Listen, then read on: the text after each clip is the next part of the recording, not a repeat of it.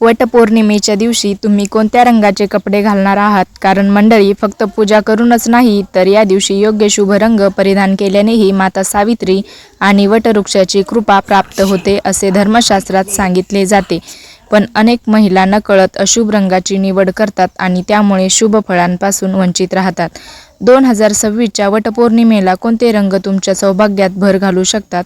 कोणता रंग पती पत्नीचे प्रेम वाढवतो आणि कोणता रंग लक्ष्मी प्राप्तीसाठी शुभ मानला जातो? ही संपूर्ण माहिती आजच्या व्हिडिओमध्ये आपण जाणून घेणार आहोत. त्यामुळे हा व्हिडिओ शेवटपर्यंत नक्की पहा. तर आपल्या सर्वांचे मनपूर्वक स्वागत करते आपल्या चॅनलवर. हिंदू धर्मात वटपौर्णिमेला अत्यंत महत्त्वाचे स्थान आहे.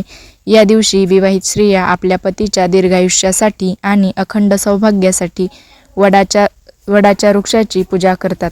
पौराणिक कथेनुसार माता सावित्रीने आपल्या दृढ निश्चयाने आणि पतिव्रतेच्या सामर्थ्याने यमराजांकडून सत्यवानाचे प्राण परत मिळवले. त्यामुळे हा दिवस स्त्रीशक्ती, श्रद्धा आणि निष्ठेचे प्रतीक मानला जातो. आज आपण जाणून घेणार आहोत वटपौर्णिमा 2026 साठी शुभ रंग कोणते आहेत आणि त्यांचे महत्त्व काय आहे. तर पहिला शुभ रंग आहे लाल रंग.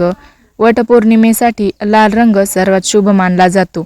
लाल रंग प्रेम, ऊर्जा, सौभाग्य आणि मंगलतेचे प्रतीक आहे. माता पार्वती आणि देवी लक्ष्मीला लाल रंग अत्यंत प्रिय मानला जातो. या दिवशी लाल रंगाची साडी, ड्रेस किंवा ओढणी परिधान केल्यास वैवाहिक जीवनात प्रेम आणि सौख्य वाढते अशी मान्यता आहे. दुसरा शुभ रंग आहे पिवळा रंग. पिवळा रंग ज्ञान, समृद्धी आणि शुभत्वाचे प्रतीक आहे.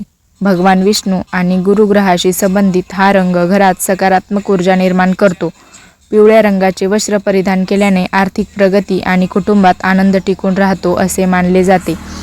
तिसरा शुभ रंग आहे हिरवा रंग. हिरवा रंग म्हणजे निसर्ग, समृद्धी आणि नवीन सुरुवात. विवाहित महिलांसाठी हिरवा रंग विशेष शुभ मानला जातो कारण तो सौभाग्याचं प्रतीक आहे. हिरव्या बांगड्या, हिरवी साडी किंवा हिरवा ड्रेस परिधान केल्यास वैवाहिक जीवनात धैर्य येते अशी श्रद्धा आहे. चौथा शुभ रंग आहे गुलाबी रंग. गुलाबी रंग प्रेम, आपुलकी आणि सौभाग्याचं प्रतीक आहे. पती पत्नीतील नातेसंबंध अधिक मजबूत करण्यासाठी गुलाबी रंग शुभ मानला जातो. ज्यांच्या संसारात मतभेद असतील त्यांनी गुलाबी रंगांचा वापर केल्यास सकारात्मक ऊर्जा निर्माण होऊ शकते.